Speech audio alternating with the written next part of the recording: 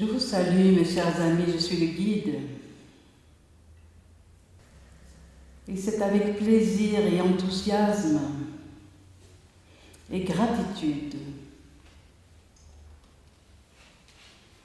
que je vous accueille dans cet espace. Cet espace où nous nous retrouvons chaque nuit, au moment où vous quittez votre corps physique. L'illusion de la mort est encore grandement en vigueur sur votre plan terrestre. Et tous autant que vous êtes, vous faites encore cette distinction entre la vie et la mort. Il n'y en a aucune. C'est seulement que vous avez donné une intention à votre conscience. Cette intention relève d'une hallucination collective. Et c'est là que vous ne voyez que ce que vous avez auparavant décidé de voir. Le jour de votre décès, vous vous retrouverez dans un monde tellement familier, tellement connu, et vous regretterez d'avoir un jour pu craindre la mort qui est en fait la vie. Donc cet espace dans lequel nous nous trouvons tous est bien connu de vous tous.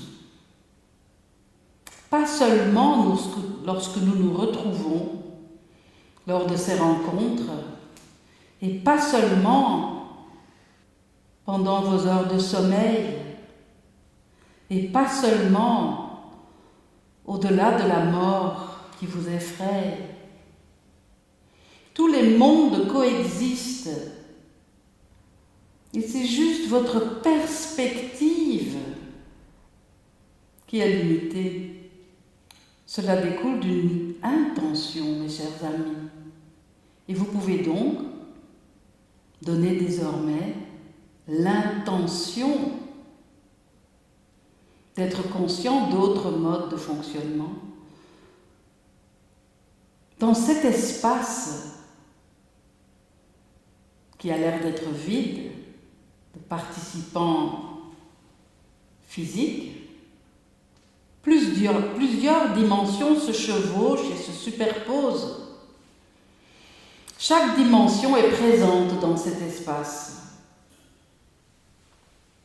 Et chaque hallucination collective est en vigueur auprès de ses adhérents.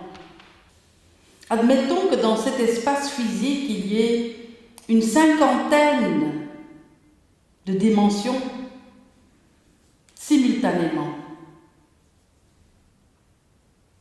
Pourtant, chacun sera dans l'illusion d'être seul dans cet espace.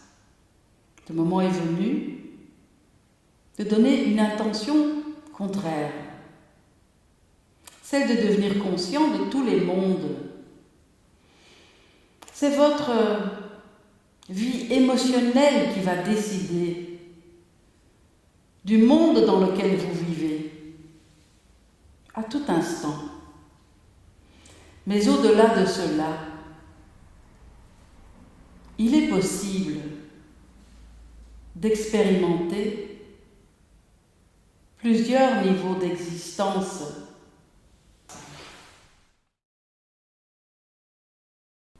Chacun d'entre vous se trouve maintenant dans cette position de confinement. Et j'aimerais bien que nous retrouvions le sens de ce mot ensemble. Que signifie le fait d'être confiné? Avez-vous le souvenir de quand vous étiez petit, de quel était l'impact du confinement imposé sur vous? car vous avez été confinés. Vos parents, vos éducateurs vous ont privé de liberté à un moment donné pour que vous puissiez réfléchir à vos actes. Le confinement intervient quand il est nécessaire de se tourner vers l'intérieur de soi. Vous êtes privé de liberté par une intervention divine. L'origine de tout ce qui existe sur terre comme dans tous les règnes est spirituelle et donc divine. Rien de ce qui existe sur ce plan terrestre a été inventé par un être humain. J'insiste sur l'origine spirituelle de tout ce qui existe.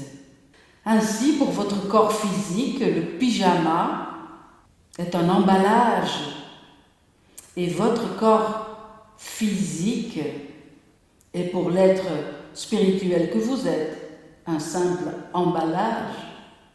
Il est donc important d'intégrer cette notion. Vous l'avez toutes et tous. La notion de l'existence spirituelle avant de l'existence matérielle. Mais de temps en temps, ou plutôt la plupart du temps, vous déconnectez de cette vision. Vous n'êtes pas curieux de tout ce qui se cache derrière ce qui est apparent. Et c'est bien pour cela que vous êtes maintenant confinés.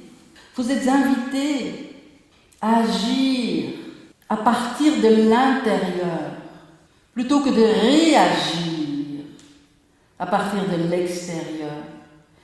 La période de confinement vous aide à reprendre contact avec ce que vous vibrez réellement, car pour le moment, l'aliénation collective a atteint son apogée.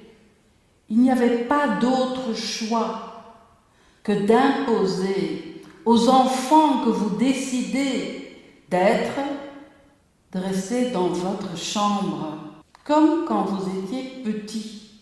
Quel effet a sur vous la privation de liberté que vous prenez comme allant de soi? La liberté va de pair avec la responsabilité.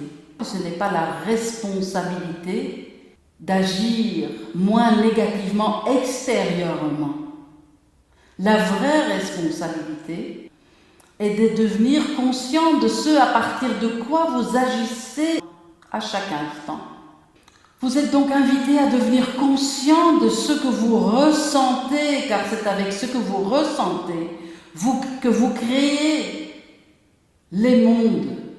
Le monde à l'extérieur de vous, mais le monde à l'extérieur de vous découle de votre monde intérieur. Une inversion doit avoir lieu d'urgence. Là où votre vie émotionnelle vibre encore dans le manque, dans la soumission, dans la rébellion, le manque et l'avidité, le non-accueil de qui vous êtes et le jugement de l'autre, tout cela vit dans votre vie émotionnelle. Et je vous invite à redevenir conscient de cela. Que vous soyez chrétien ou non, n'a pas d'importance. Ce symbole existe dans votre psyché. Ne lui résistez pas. Prenez contact avec la croix. Pourquoi une croix? La dualité de la croix représente les deux directions contradictoires qui existent en vous. Votre croix est justement tout ce que vous formulez dans la dualité, c'est-à-dire dans la contradiction. Voilà le symbole. C'est devenu une habitude de détourner le regard de cette dualité ou de pousser contre un élément de la dualité pour favoriser l'autre. Cela ne peut avoir de résultat positif. À chaque fois que vous tentez de trouver une solution en constatant une dualité, vous la nourrissez. Vous nourrissez la dualité, alors qu'il existe au fond de vous votre identité véritable, votre soi divin, la partie de vous qui est tellement plus grande et que vous mettez délibérément en échec parce que vous refusez de voir votre propre croix. Vous avez une résistance à voir que les situations négatives de votre vie vous appartiennent. Ici, il y a des situations innommables qui se passent, de souffrances innommables, j'entends, à l'autre bout du monde, et dont vous choisissez de détourner le regard.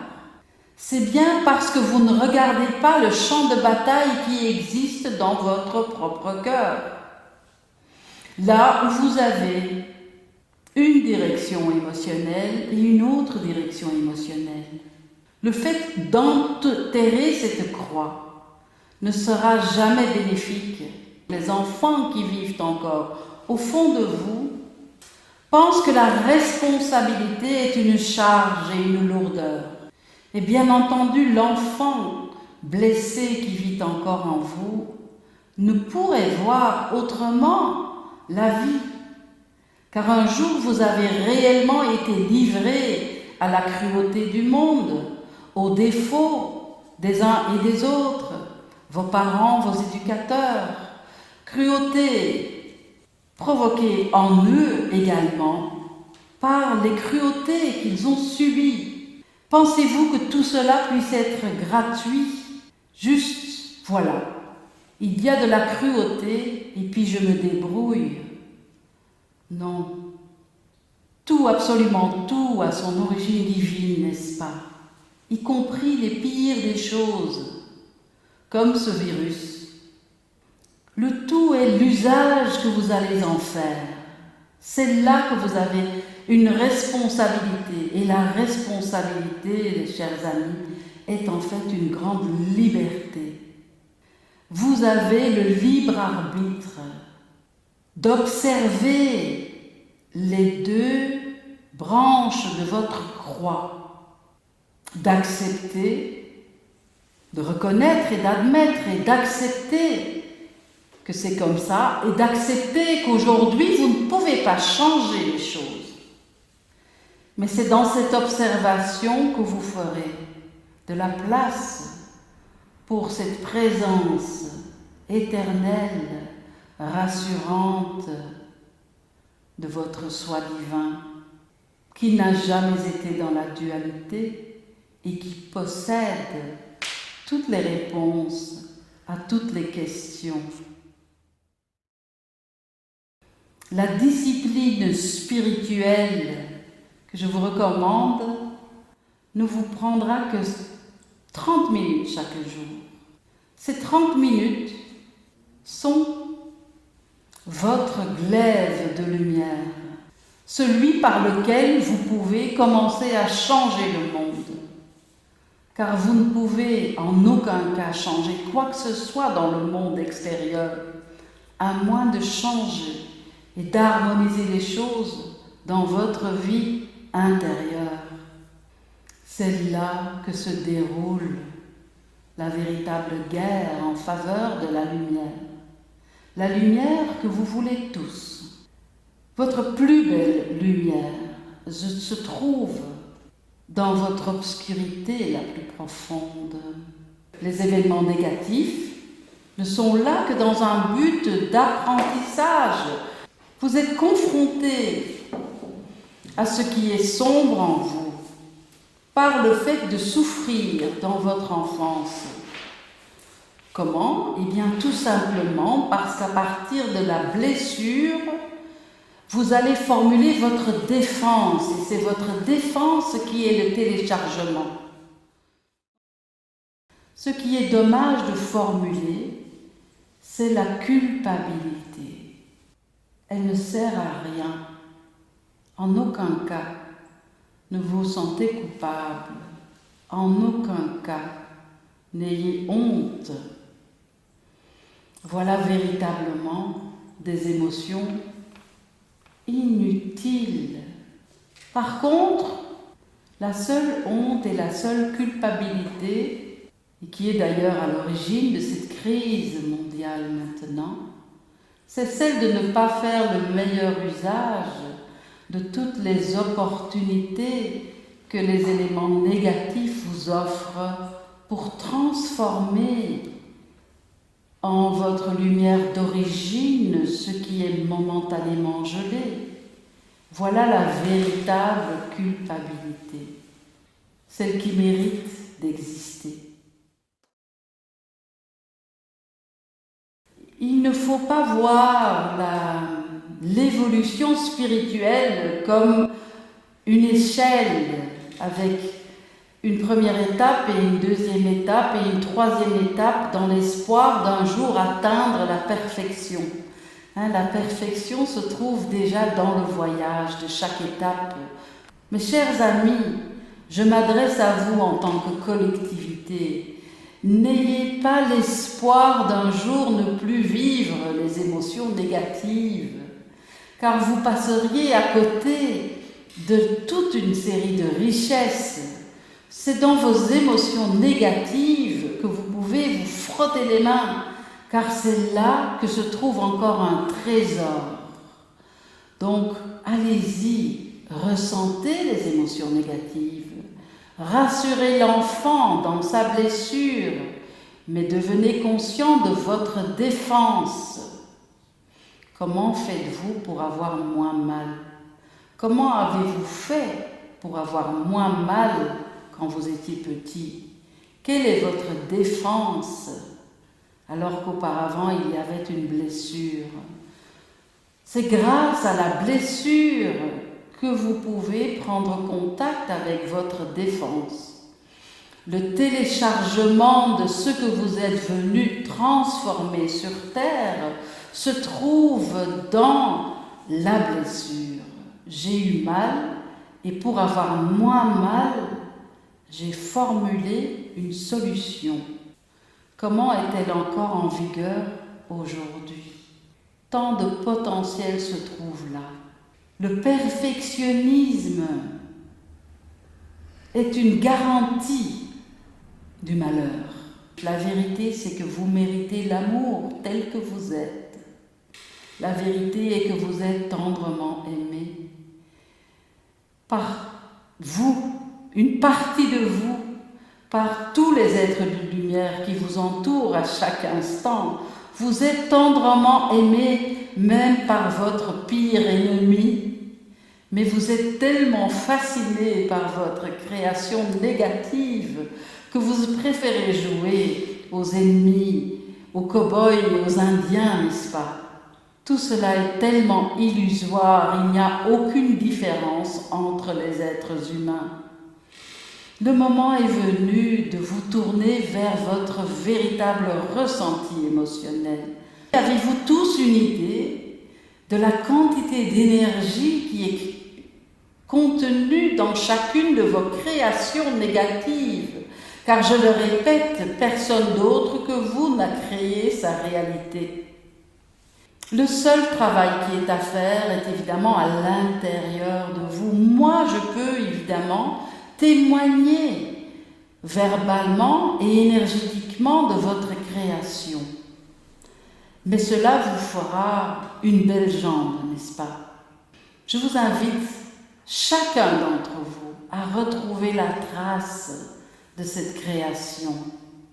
Prenez la responsabilité en retrouvant les blessures et en voyant comment vous vous défendez contre cette blessure. 30 minutes chaque jour suffisent pour retrouver cette trace. Pour le moment, il est important de voir le plaisir négatif qui est ressenti dans votre création négative. Si l'être humain ne change pas réellement le cours de son existence, c'est souvent parce qu'en tant qu'enfant, Il a accroché son principe de plaisir à une situation négative. Permettez-moi d'expliquer cela plus avant. Bien entendu que l'enfant, quand il vient sur Terre en ayant le souvenir de son contact avec la perfection de l'autre côté du voile, tombe un peu dans une déception puisque ce qu'il a connu n'est plus là. Il a oublié, bien entendu, que c'est lui qui a programmé les conditions de son incarnation. Et il est donc déçu, car l'enfant a une capacité immense de jouissance.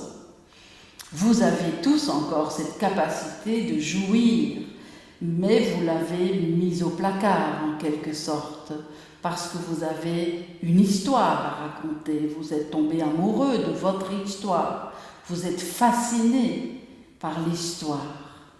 Mais donc soit.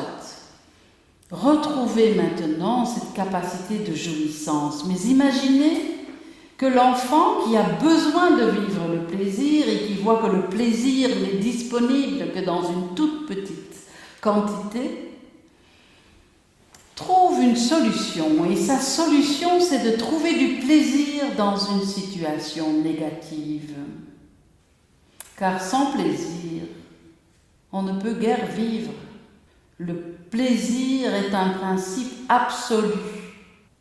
Voyez, prenez la responsabilité de ce plaisir négatif, car vous l'obtenez.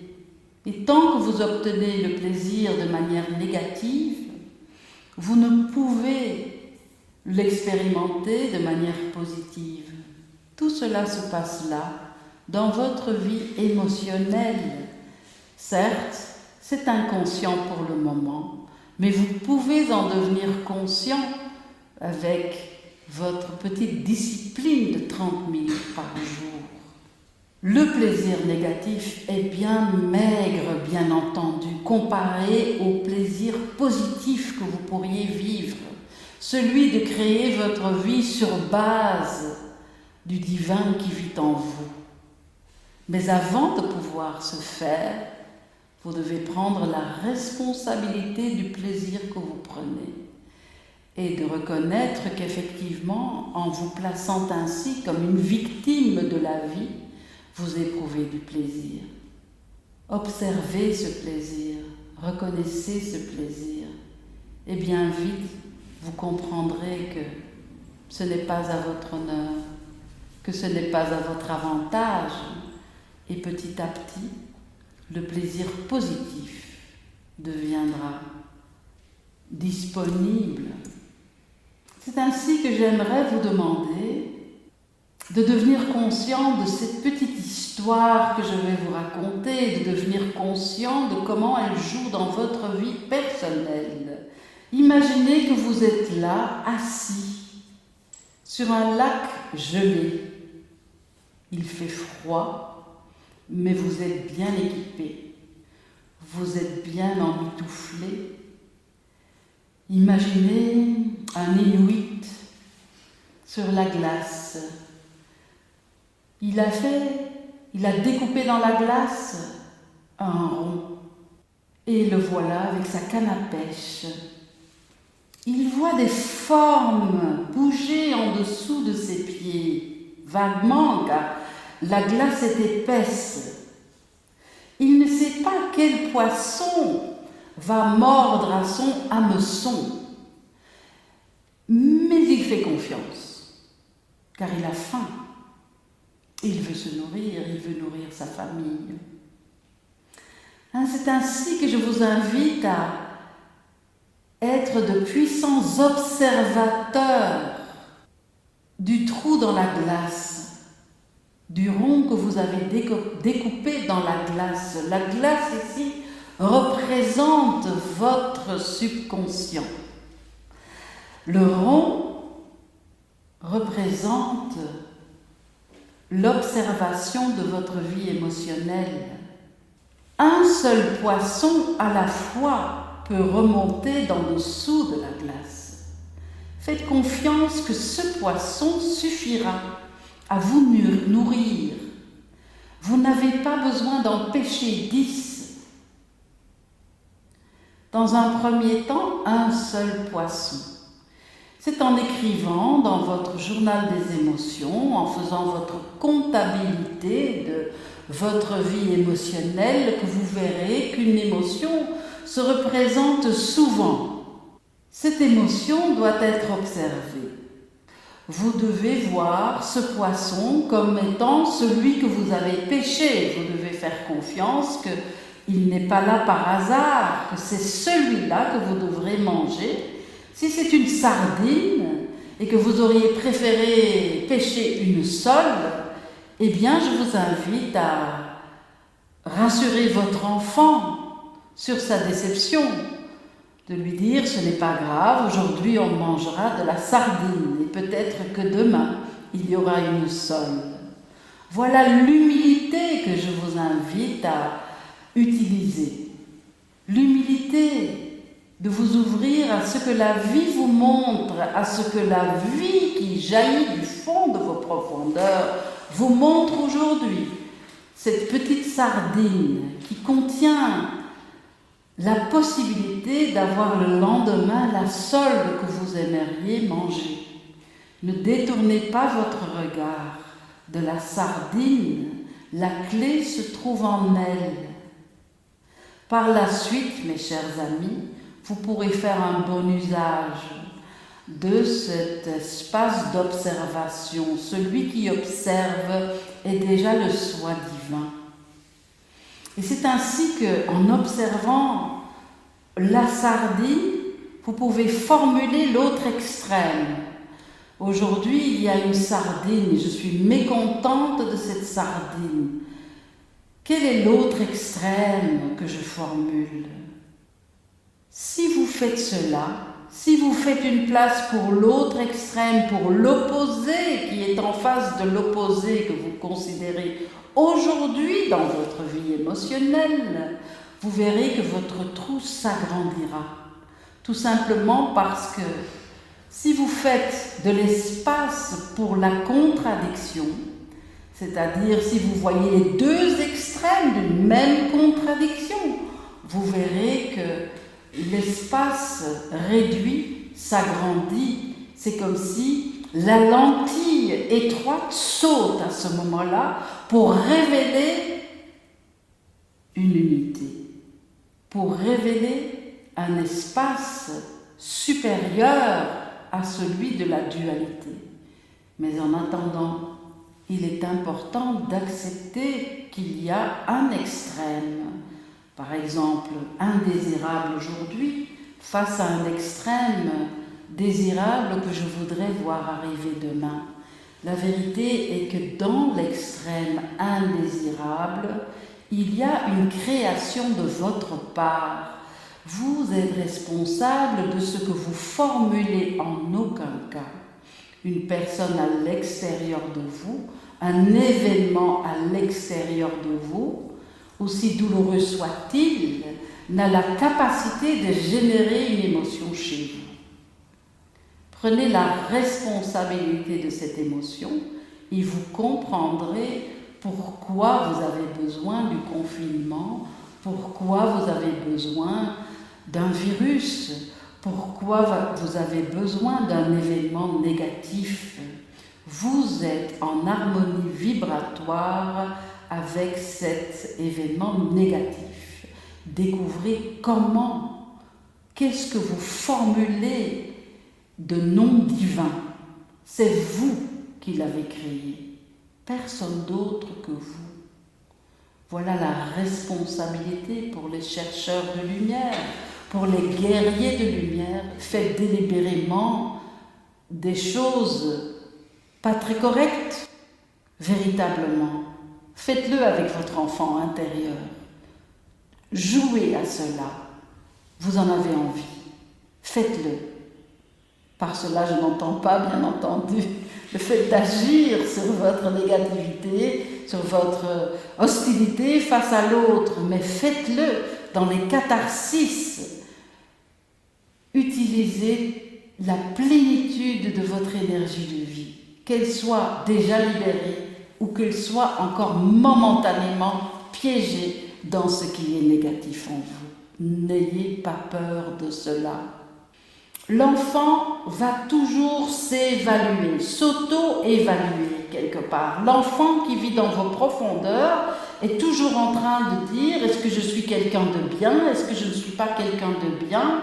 Est-ce que je mérite telle chose? Et certainement, je ne mérite pas cette chose. L'enfant se sert du fait de ne pas accepter les cadeaux que fait la vie à l'adulte que vous êtes, justement parce qu'il veut que ce soit quelqu'un d'autre qui lui en donne la permission.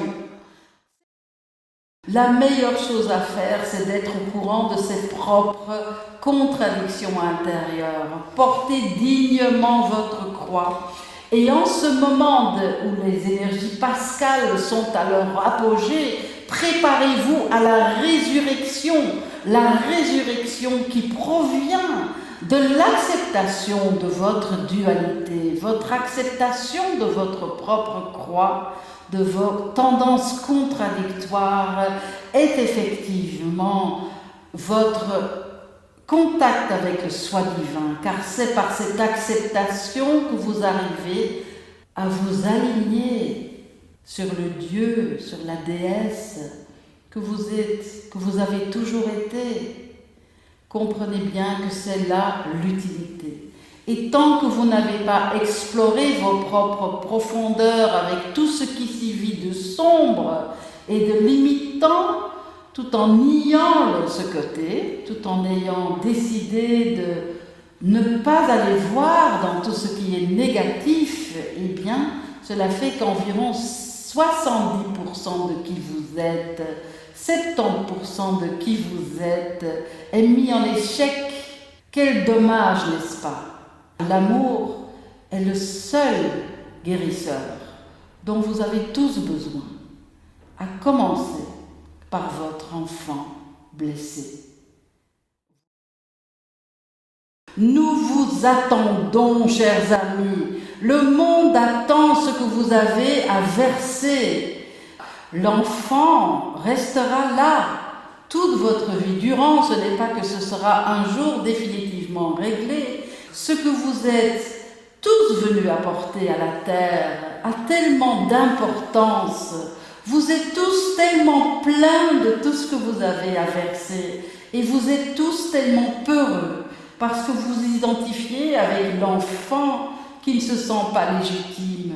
Avez-vous vu le nombre de personnes qui ont accepté de sortir de leur zone de confort, qu'ils soient artistes, qu'ils soient dans le développement personnel, qu'ils soient dans n'importe quel domaine de l'existence, les voilà qui sont assis sur leur talent et qui ressentent le besoin d'éclore comme un œuf sans l'appel du petit poussin au fond de lui, a envie de sortir et de donner et de vivre et de célébrer la vie. Si vous vous mettez en harmonie vibratoire avec votre intention de célébrer la vie, plus rien ne pourra entraver votre liberté, la liberté intérieure que vous allez cultiver désormais par l'application des clés que je vous donne avec les 5 outils que je vous demande d'adopter.